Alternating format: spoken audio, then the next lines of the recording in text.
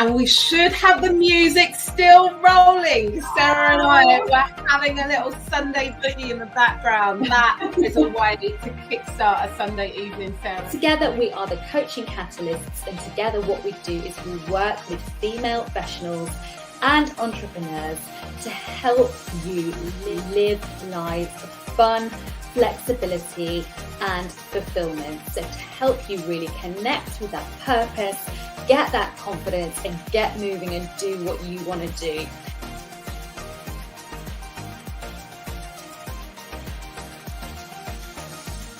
Where are you learning? Where are you growing? Where are you changing? And how is that motivating you? Making sure that you have enough energy, making sure that you are looking after yourself, but fundamentally making sure that you are enjoying what you do. Visualization helps us to program our brain, and it allows us to see the possibility in terms of resourcing. How often have you sacrificed your sleep or skipped your lunch or not booked a doctor's appointment? Sometimes we neglect even the most fundamental. Perhaps we need employers to be offering some greater flexibility about working hours, especially for manual workers, so they're not having to work during the hottest parts of the day. And what I really like is that it's not just the business coaching that you guys do, you also do sort of the life coaching side of it as well. So you appreciate that us as people will get so much more out of our business if we get so much more out of ourselves. It's just been amazing. I've loved everyone who's been here. I've loved all the talks. It's been so good. I've just loved, having the space to kind of dream and just allow myself to kind of think bigger than I ever have, really. And now I'm reaching my top goal, which I didn't think I'd be anywhere near. And I think without the support of Rebecca and Sarah, I really don't know if I would have got it. And when you show up, when you interact, when you take action, you see the results of that work. I really enjoy you guys and how you coach and what you do with us. So yeah, thank you.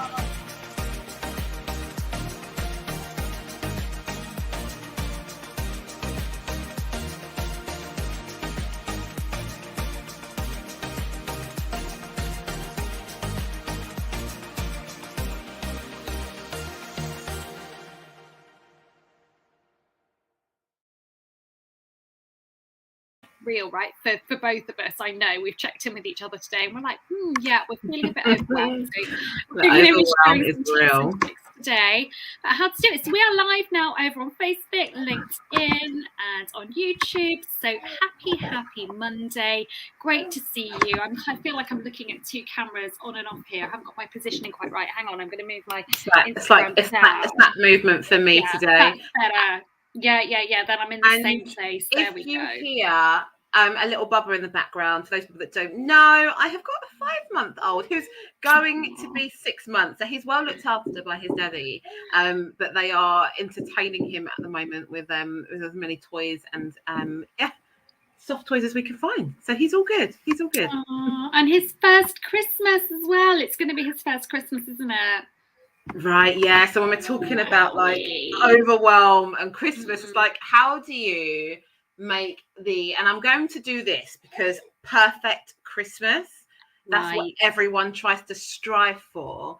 And you know what? We might as well just jump straight into it now, right? How to manage your mindset at Christmas. Right. Yeah. Like for me, it's about making sure that I enter into Christmas calm and I exit out of Christmas calm.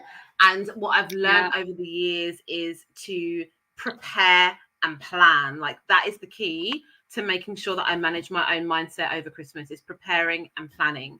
So I don't want to be at the local shopping centre, like literally buying presents at the last minute and squashing past people and trying to make sure that I can, get my items. Like that is extremely stressful for me. So that's definitely a thing that I'm like, okay, online ordering, if I am going to buy anything, it's already been bought and ordered and stored. But if you're like me, like past version of me, and you're thinking, oh my God, I've not done anything yet, that's okay too. What are you saying, Sarah, about managing your overwhelm? Well, I don't know what I'm saying, but I'm listening to what you're saying, and you've said 3. You've given us 3 already. I'm learning. I'm just like, what does Rebecca say? I don't know what I'm saying. You've given us, seriously, you've given us 3 real gems there. So one is that idea of perfection, like, and that's really important, because even though we might not be saying to ourselves it's got to be perfect, we might still have that image of perfection from our own childhood or from social media. My social media feed is flooded at the moment with people on their lovely visits to Santa, and I'm like, oh, should I be going to see? Oh no, I'm not going to see Santa, but should I? There's still that little voice going, should I? Social media. I'm sorry, I've got building work again, so I've got background noise. Apologies again for that. Or like Christmas movies, or whatever that kind of image of what a perfect Christmas should look like is for you. Let that go, because the problem with perfect is we never attain it, because we never quite know when we get to perfect. And so whatever we do, we're always just like, oh, it wasn't quite perfect. So let go of perfect, accept it is how it is. Number 2, your intentions. And I love that you shared that. So set your intentions as you go into Christmas. How do I want to feel? And for you, that word is calm. And I think, quite honestly, I think I will steal that word and keep that too. I think that's a really good word. Create the calm at Christmas. Yeah. Create the calm at Christmas. We're here to share. So, okay, so then that helps me think, okay, so what does calm look like? How do I help myself to feel calm? And for me, definitely, even though I'm kind of an extrovert, I really need time to introvert as well. So for me, that looks like I need some time just to go off and read my book by myself, or just go for a walk and be by myself. So create that calm going in and coming out of Christmas. Really, really love that intention. And then number 3, which, if I'm honest, is the bit that's missing for me this year, is around the planning. Yeah. Planning. But you know what I'm like when it comes to planning, like, what can happen, I go a bit too much, but what can happen for me is if I lose that structure that I'm so used to, that's what then creates this feeling of overwhelm. Right. So making sure that I continue that structure throughout the holidays, even if it's the school holidays or Easter holidays, but especially at Christmas, making sure that I have that structure in place is key. Right. Okay. So the planning, and for you, the structure. Yeah. It's probably slightly different for me. Just because my kids are a little bit older. Yeah. So much is planned and so much is scheduled. And like I was just saying to you, this weekend we're at rugby, at the Christmas fair, and the carols concert, and the horse riding lessons. It's all a bit crazy sometimes. Actually, for me, now that the kids are older, taking away the structure and going with the flow and waking up. What should we do today? Should we go for a walk? And just keeping it super simple and actually not planning. Oh my gosh, yeah. I can't wait for that one day, Sarah. Right, I know. It will come, right? It will come. It's a different stage, isn't it? Like, I hear you. I hear you. When my kids were little, we had to be out of the house by 10 a.m. Otherwise, it all just went pear-shaped. Yeah. Sunday. What happened on Sunday? You asked me earlier, what did I do on Sunday? So my daughter woke up 4 times in the night time because of the elf. She was like, where is this elf? I need to know the whereabouts of the elf.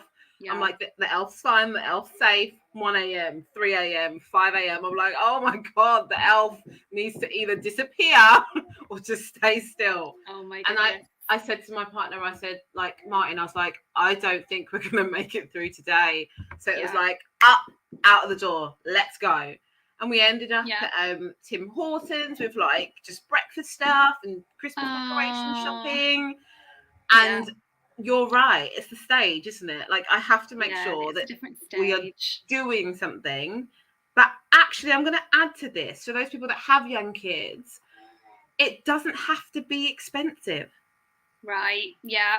That's a really good point as well. Another thing that adds to the overwhelm. It does. I have to take them on the Christmas train, or I have to take them to the grotto, or to ice skating, or to London. Like, all of these things are good to have, but they're not necessarily for me, like the must-haves. So the good to haves are being surrounded by your loved ones, and having them around. That's the good to haves. Like the must-haves don't have to be must-haves. Like, my daughter is really happy going to the local park and climbing up an obstacle course or riding her scooter. Like, she's so happy, and maybe getting a little bit of a hot chocolate and some marshmallows, like, to sweeten it up a bit. But this time of year makes us feel like we have to live up to those expectations, that we have to have this perfect Christmas, and that tends to sometimes have the misconception that we have to spend loads of money too. Like, we don't necessarily have to do that. So I can see that you've dropped off a little bit over on StreamYard. You're going to come back. You're going to come back. Oh, fantastic. Let me tell you guys, over here I can see Jodie's watching. So hey Jodie, thanks for watching. Sarah's having building work done over on Facebook, YouTube and LinkedIn. So if you want to check out both of us, come over to Instagram. Or if you're happy just with my face, stay here for a while and just listen to me talking. She said she apologizes. Okay, so let's see if we can wrap up now, because we're at 11 minutes anyway. How are we going to advise everyone else to reduce this feeling of overwhelm? What are we going to do?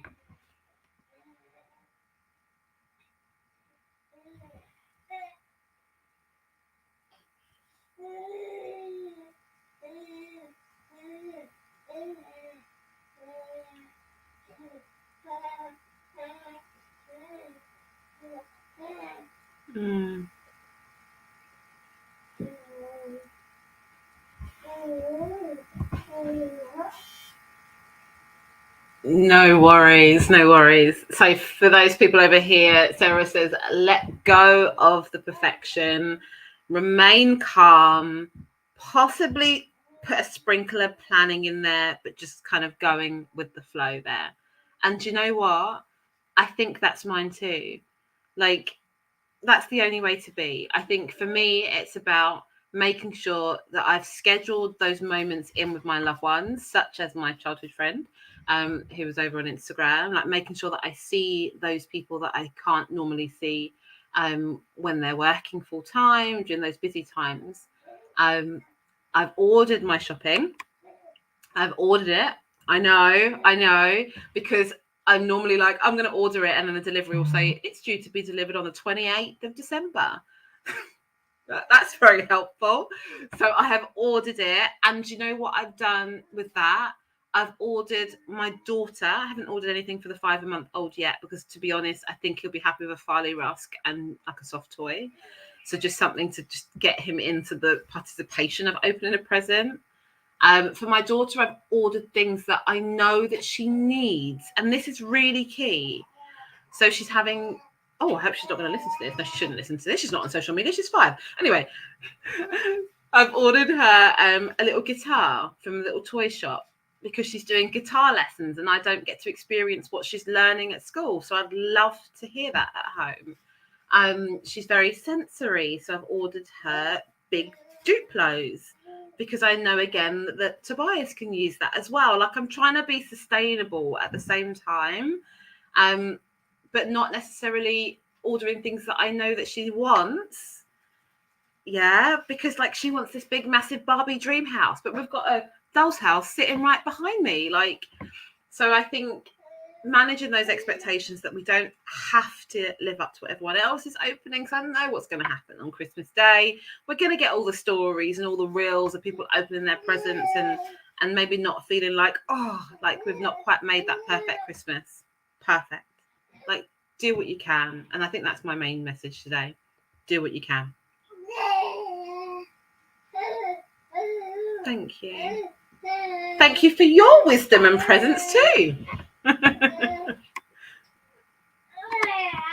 So I am going to log off over on StreamYard.